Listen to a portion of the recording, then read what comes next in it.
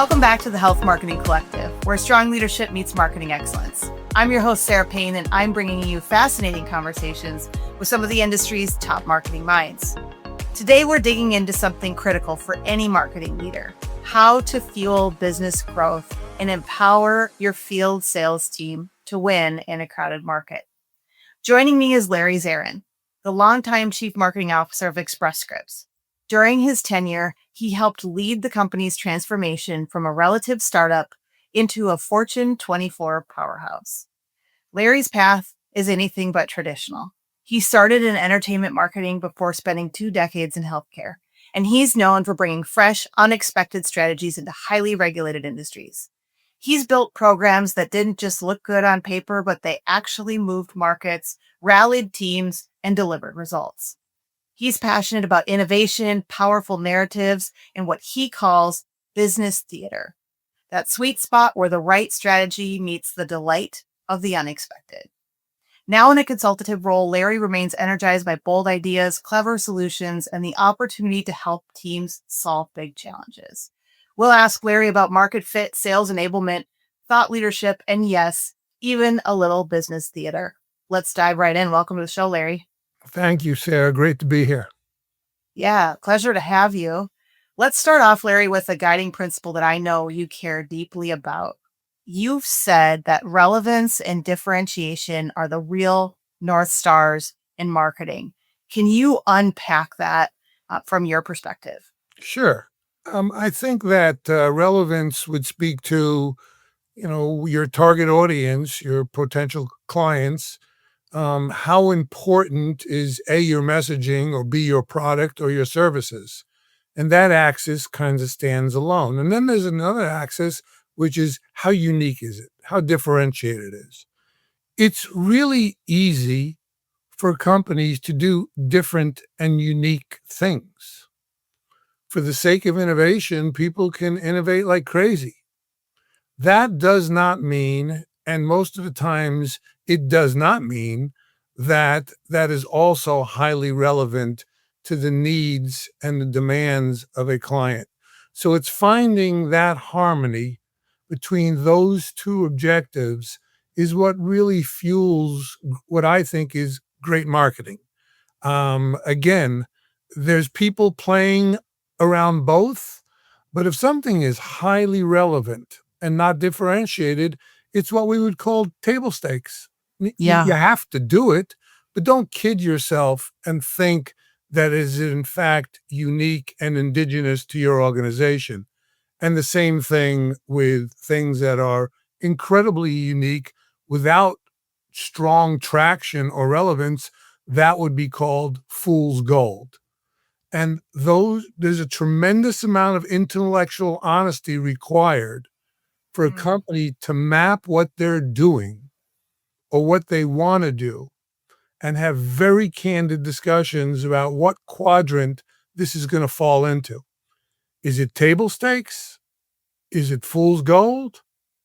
Or is it a driver? And a driver is we have that optimal alignment and differentiation. Absolutely. And it's a simple concept, but I think can be incredibly difficult to execute. And I know that you consult quite a bit around this. Larry, any thoughts on, generally speaking, if you had to sort of put a percentage on the organizations out there that are getting this right and nailing the sweet spot, what percentage would you put on that?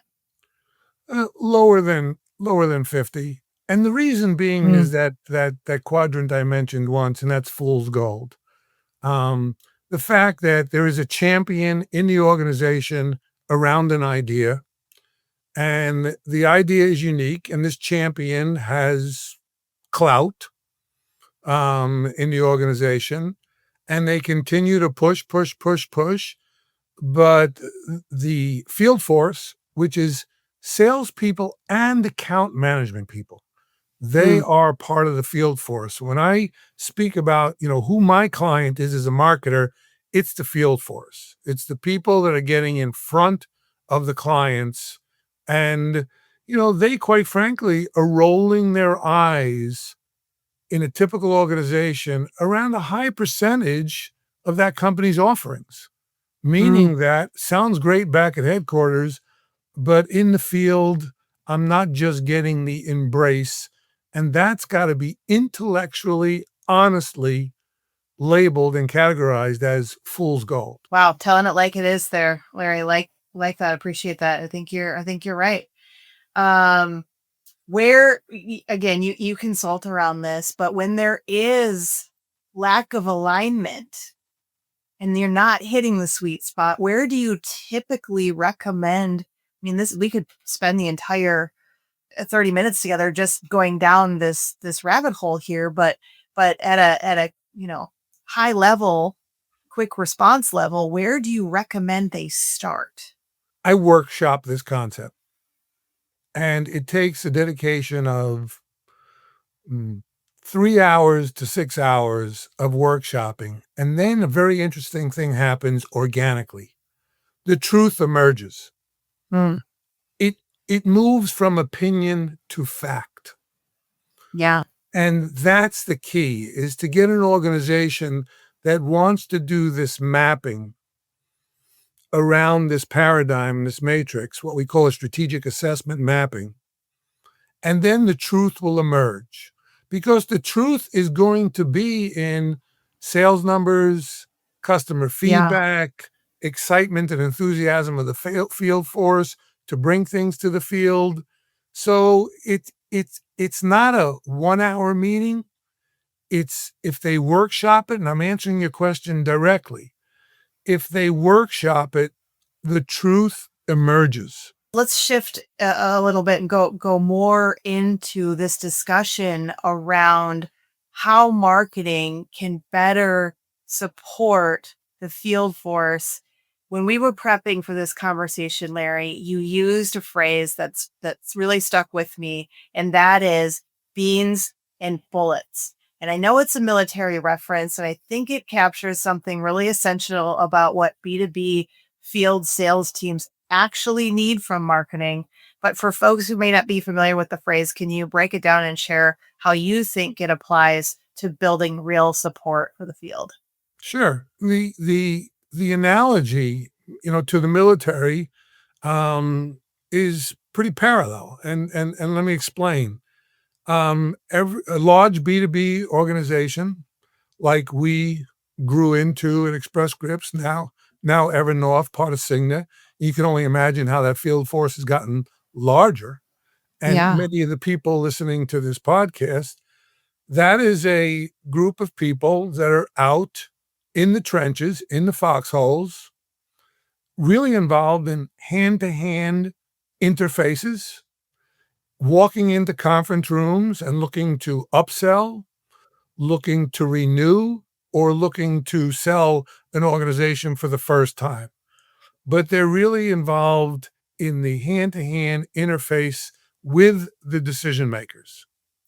Now, coming out of the Pentagon or headquarters, as it may be, are going to be two broad, maybe oversimplified categories of marketing. One is going to be air cover for your organizations that are large enough, that are doing national advertising. Certainly, social media would be a form of air cover. And they're saying all the right things to position the brand, to propel the brand, to communicate the value prop, to introduce new products and new offerings. But it is, in fact, at least at a 5,000-foot level. And it might be important for some companies. I kind of question whether all of that spend is necessary, versus in a B2B field force is when they're walking into that corporate headquarters of a potential client or a client, what is in their briefcase, figuratively speaking? What is the conversation and the dialogue they are going to have in that room to accomplish a couple of things? One is, and I don't see this term used anywhere, it's sometimes referred to in the culinary field or the hospitality field or entertainment as word of mouth. Hmm. But in healthcare, braggability works. Sure.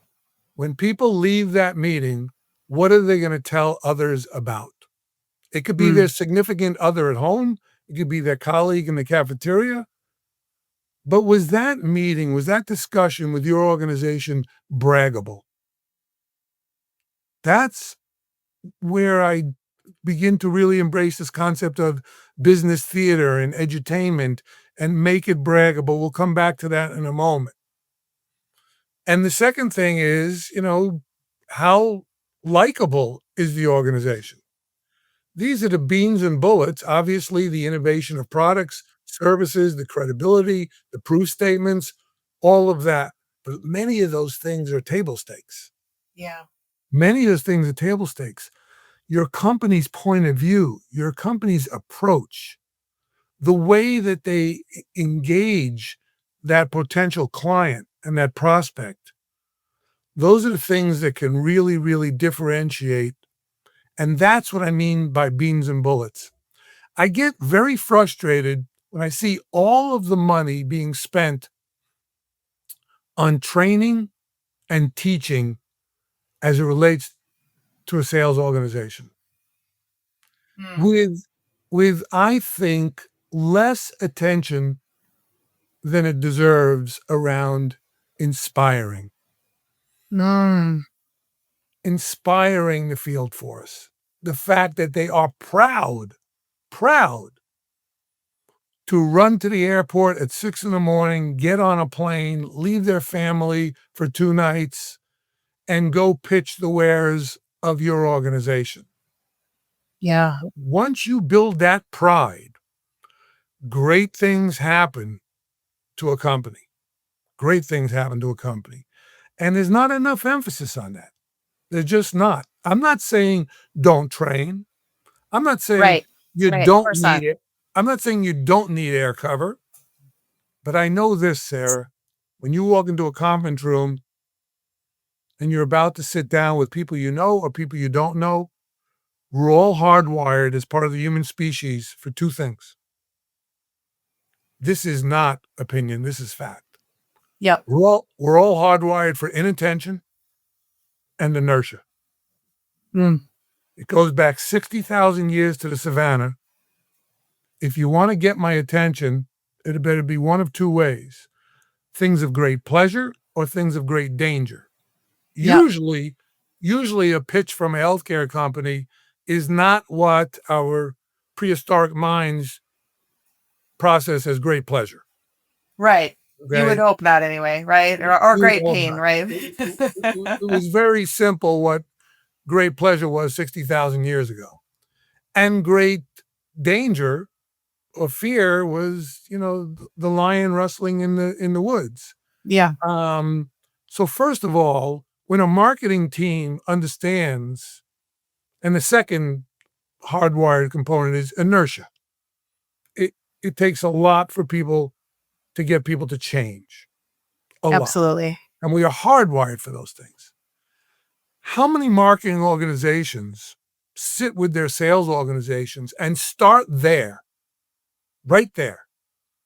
First thing we must do is everybody in that conference room must say to themselves, this is a group worth paying attention to. Mm. They have earned my attention. I'll be polite for the first 2-3 minutes, but politeness doesn't get signatures on contracts. Engagement Yeah. does. Engagement does. And when you start there, then you go to, okay, what beans and bullets are required to grab people's attention in a relevant and differentiated way? You can see how all these things start connecting.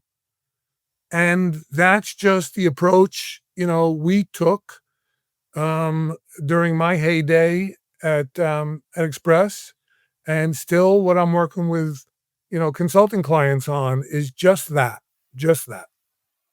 So I wanna process I think some of the great points you're making here and, process out loud and so going back to this analogy, part of what I'm hearing here is that marketing teams are putting too much emphasis on the bullets. The bullets are important.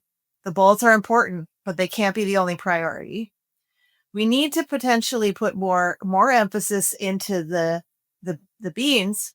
And a lot of what I see is we tend to make the beans about tools or leave behinds, or you know what I mean, like a something, right? A tool that's going to facilitate the conversation. And what you're saying, and you can correct me here in a second, what you're saying, what I'm hearing you say, is we need to focus more on the substance of the conversation and the inspiration that the team individually has, the connection they have to that message, so that there is an impassioned connection and delivery of that. That's how I'm processing this. Larry, correct me where I'm not quite getting it all right here. There's only one correction. It's at the very beginning in the categorization. The beans and the bullets are in the same category. Oh, okay. Got it. That's what we supply the people on the front line versus the air cover.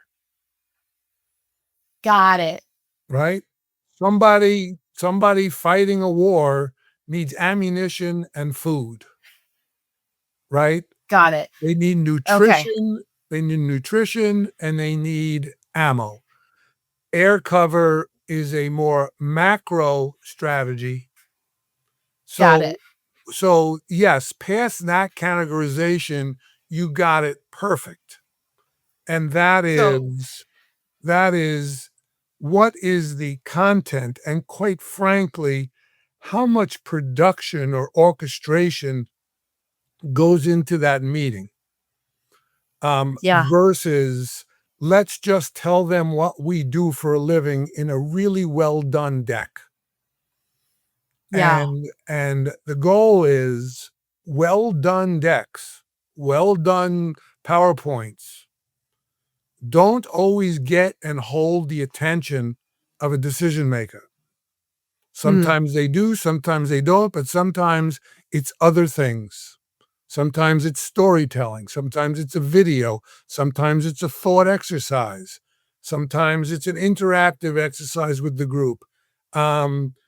There's just more creative ways to grab someone's attention and to sustain it so that your messaging has an engaged audience.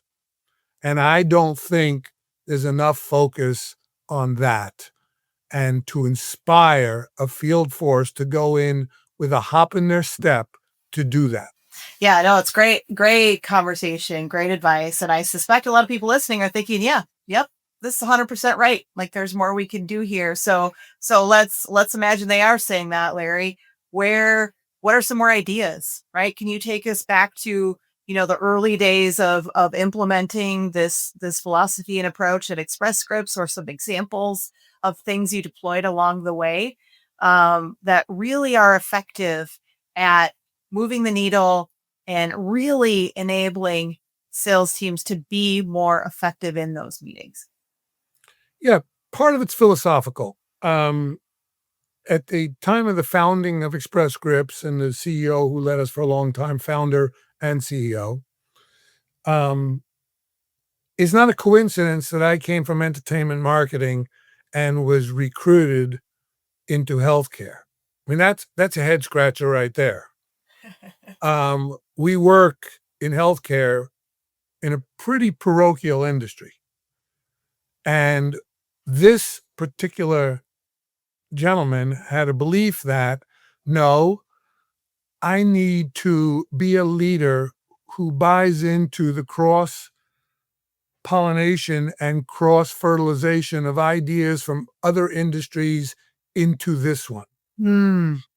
And he realized that if I could bring some of the things I knew about getting people's attention, and he could get me up to speed in healthcare and on the value proposition and the greater good that a PBM was engaged in back in the days, then maybe we would have a more potent marketing capability than the industry was used to. So we embraced two things I urge your viewers, listeners to consider. One was the concept of edutainment. Edutainment. Like, don't think you can't entertain people in healthcare around very serious matters. Yeah. In fact, there's a great quote. It goes something like this. I'm sure I'm not going to get it perfect. I don't have it in front of me. But if you don't think there's similarities between education and entertainment, then you know nothing about either. Mm. And if you think about it, Sarah, think about the best professors. I was just exactly doing that, Larry. I was just exactly thinking of the best teachers I've ever had. You're absolutely right. Think about the best TED Talks you listen to. They are talking about the most serious matters in the face of the planet. I mean, the most serious matters. But they do it in a way that's engaging, interesting, and quite frankly, entertaining. Entertaining doesn't have to be about comedy or jokes. It means you really, really understand the art and science of storytelling, and you're going for nerve endings. So, first of all, Express Scripts adopted, and I still do. It's the only reason I've been consulting like crazy, still embrace the concept and the effectiveness around edutainment. And that's under the bigger umbrella of a belief in business theater. Like Mm. our value prop in any industry, certainly in healthcare, can be turned into something that engages people's emotional nerve endings. We can make that happen. And that's a form of theater. And it's just hard work. Here's the key. People do believe that with air cover. When they go to an ad agency and they develop an Yeah. ad, they're certainly trying to make it emotionally impactful. 100%.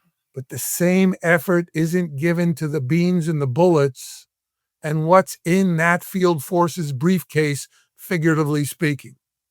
And these days, with technology, you should be able to go into a finals presentation and have people crying. Yeah. No, I agree with you. I talk about this all the time in the sales we do, even to our clients. I say, dial it up a notch from a theatrical standpoint. Like, I want to feel your passion for this work, right? And it can't be faked, right? It's got to come from a place of authenticity, which goes back to your point earlier about inspiration. But at this, I'm thinking of all sorts of questions now, Larry. I don't have First one any. is, I think some people listening are going to say, does every organization truly believe that that is marketing's role to inspire the sales force to a level, right, where it's storytelling. It's not just key messages, right? It is the art of storytelling. And there are some probably sales organizations out there that would be maybe reticent to have marketing leading that, right? I mean, there's this clash that happens between sales and marketing. So what have you seen being out there consulting companies of all different types?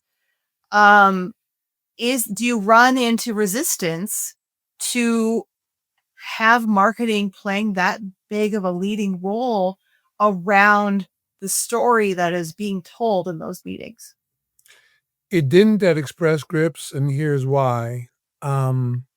There's personal relationships involved, but there's also so at Express Scripts, which experienced, pretty phenomenal growth when I was there, not not just because of me. I mean, there's a lot of there was a constellation of reasons, and everybody really was amazingly smart and hardworking and and innovative.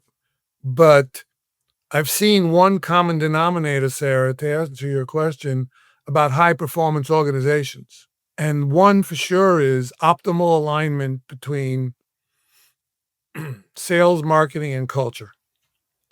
Now let's Mm, focus on sales and marketing because that was your question. The goal is that sales can't get enough of marketing. Like, that's where they get their nutrition. yeah, And a marketing team is proving it. They're sure. sending they're sending a sales organization out, and when the sales has their national conference and it's time for marketing's presentation, um, they're not a sideshow. Right. It's Yeah, it's really focused on, like, and there's a likability around marketing, and people believe in it. And quite frankly, they're being successful because of it. sure. So I think there's a bell curve, because your question makes my head go to a bell curve of what organizations have that kind of alignment between sales and marketing and what don't. And I would say the organizations that don't have that alignment have to be performing suboptimal by definition. They they just do. Um, and it would be the CEO's responsibility or the chief growth officer, whatever, to make sure that that alignment is there. I hope I'm answering your question, but if not, come at it another way and maybe I can expand on what you're digging for. Yeah, no, I think your answer around culture alignment was an important one. And I felt that. And I also believe the statement that it is on marketing leadership to have that seat at the table at the executive level and proving it in the day to day, right? So that marketing is leading the organization and sales is benefiting from that. Yeah, let's talk about the B2B environment. The B2B environment, I'm imagining who your clients are and who the listeners are. The the largest organization that would be listening to this podcast or viewing it, you know, might have a couple of thousand decision makers that they need to influence. Right. This is not Coca-Cola where they're dealing with 300 million consumers. Correct. Right. Yep. There's some companies could be 50 people or 100 people to influence. To develop a marketing strategy to influence those 50 to 100 people is all about the beans and bullets.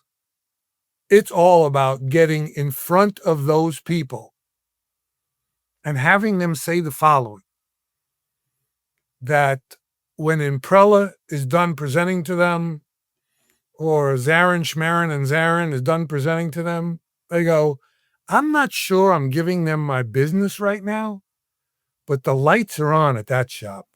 Like, that Yeah. was, that was the most interesting darn presentation we have sat through in a long time, and we sit through a lot of them.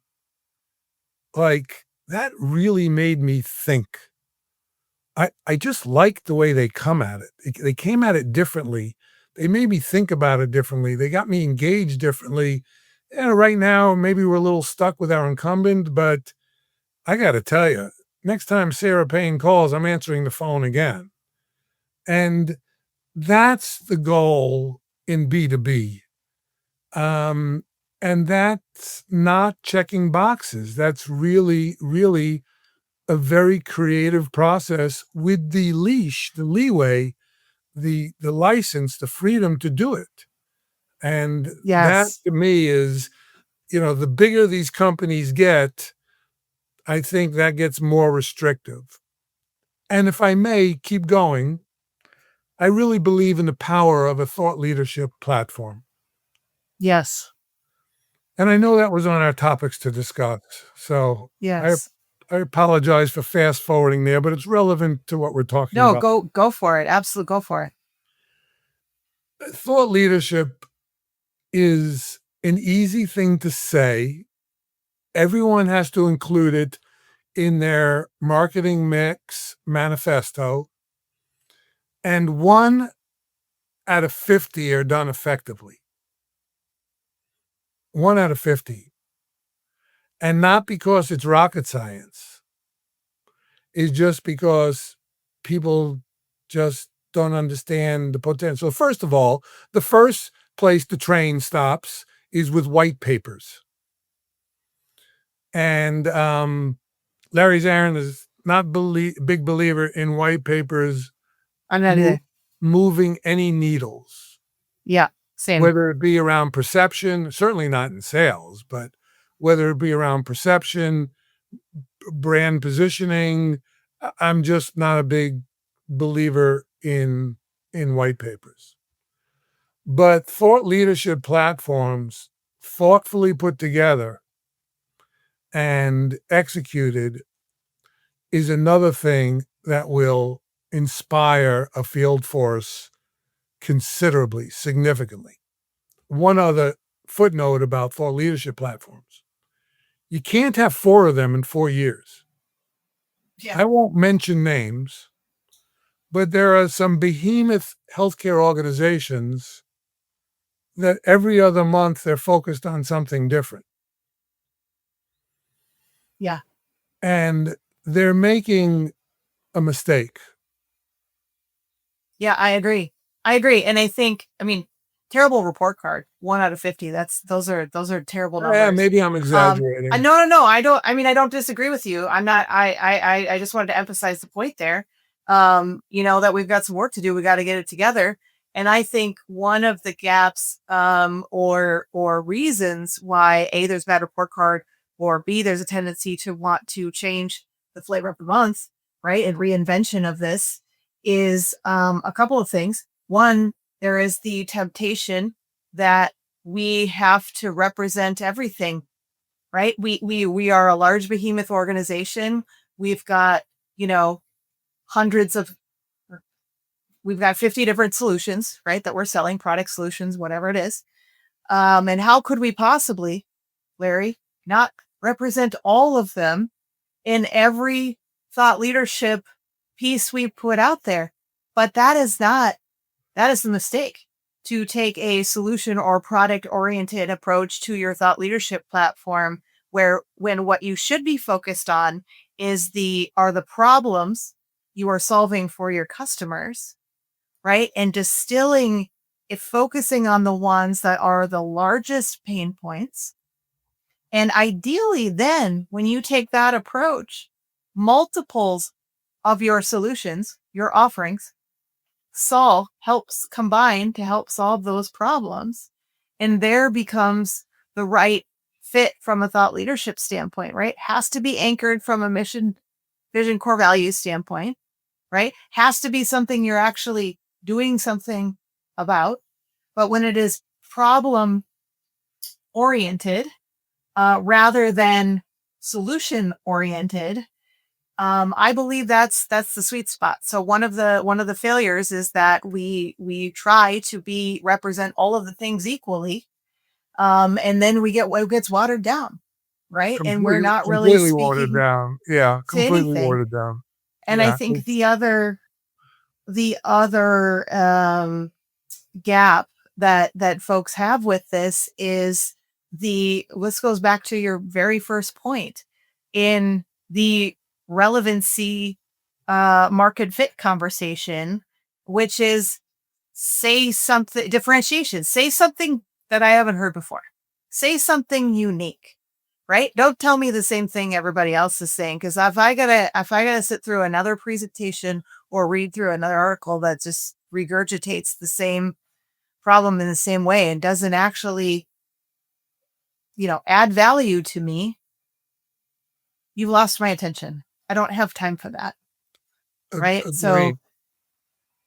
um, Let me come at that one a different way. And this is Yeah. I Yes, don't think please I've do. used the word, I don't think I've used the word genius yet. Um, but I'll tell you what I think is the genius in marketing, which means it's a high bar, but when you strive for it, you have a better chance of hitting it. It really adds to what you just said, Sarah, about the obvious, right? Like, you're going to tell me loneliness is a problem in the United States again? Like, Right. really? You know, I'm lonely for some new ideas. Like, you know, um, but I think that the genius in marketing is to address the inarticulated need of your customer, not the articulated. Mm. Mm. I'm going to give you an example from outside healthcare, as everyone's familiar with, and then we'll talk about Express Scripts. So Stephen Jobs, Apple, nobody asked him to make a device that you could carry, the original iPod, that would make you feel sexier by carrying it. Right. Right. No one asked him to turn technology into an accessory and add design and colors so that it enhanced my brand like a pair of earrings would or a watch. No one asked him for that. But it was an incredible need and desire and want from consumers and the public. And look what it's grown into. And Yep. he said, guess what? Design will now lead on the dance floor and engineering will take direction from Mm. design. And look what it did. Yeah. When Express Scripts was founded, our thought leadership platform was around the following. No client ever asked for it. I'm talking about day one, and then we introduced one later on around the behavioral sciences. But day one, it was the following. The pharmacy, you are spending Department of Defense, General Motors, you name it, Blue Cross Blue Shield, you are spending billions on pharmaceuticals, and the pharmacy benefit is drastically understudied. You do not have the data you need to be spending this kind of money in this area.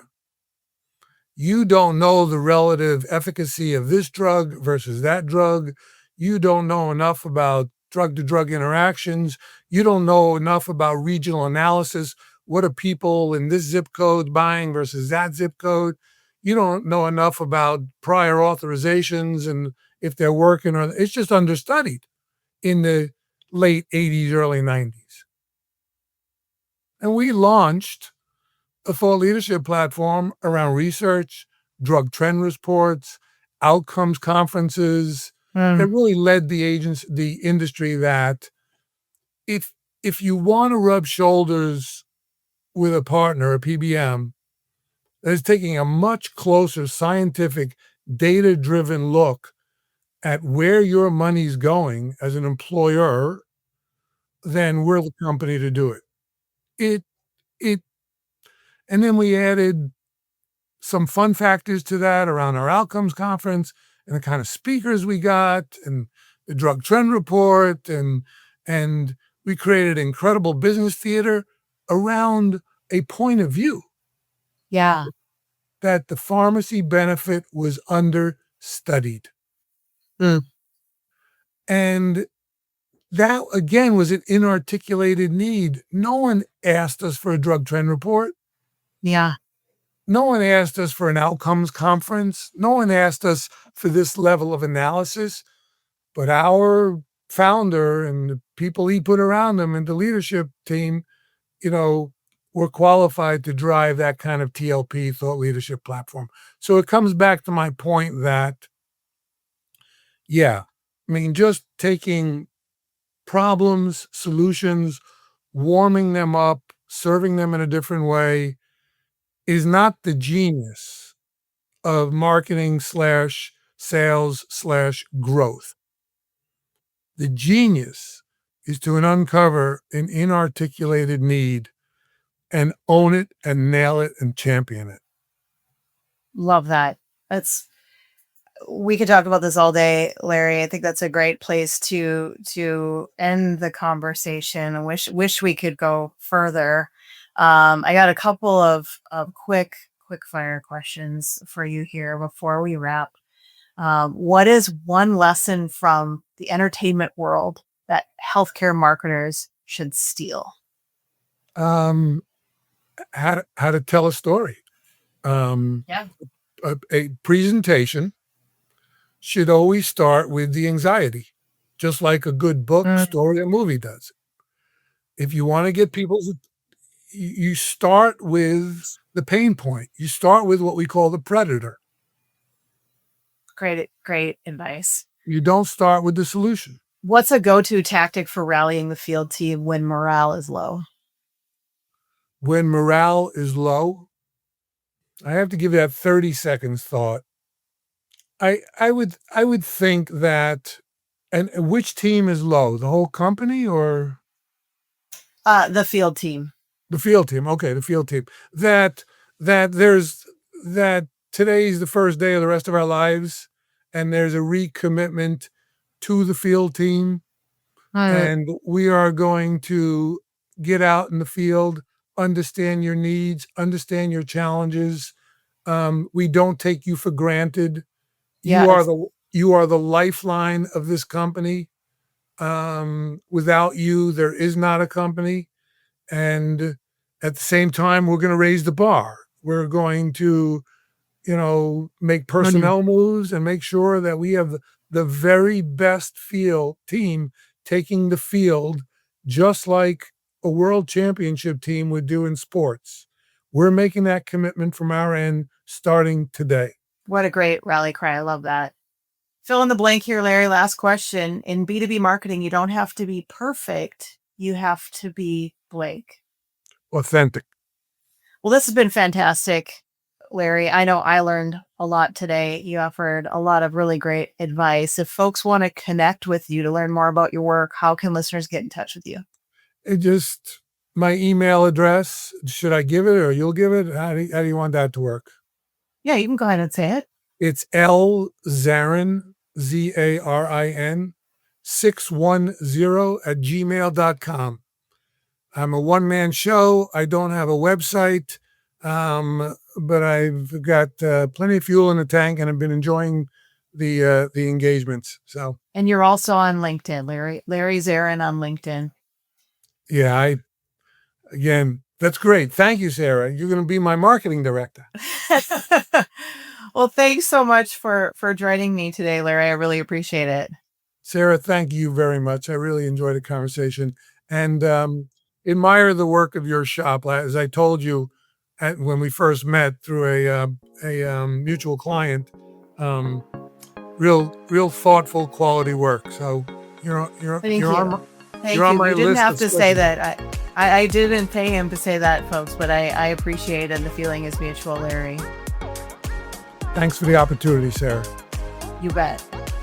And to our audience, be sure to subscribe wherever you get your podcasts. And as always, thanks for listening to the Health Marketing Collective, where strong leadership meets marketing excellence, because the future of healthcare depends on it. We'll see you next time.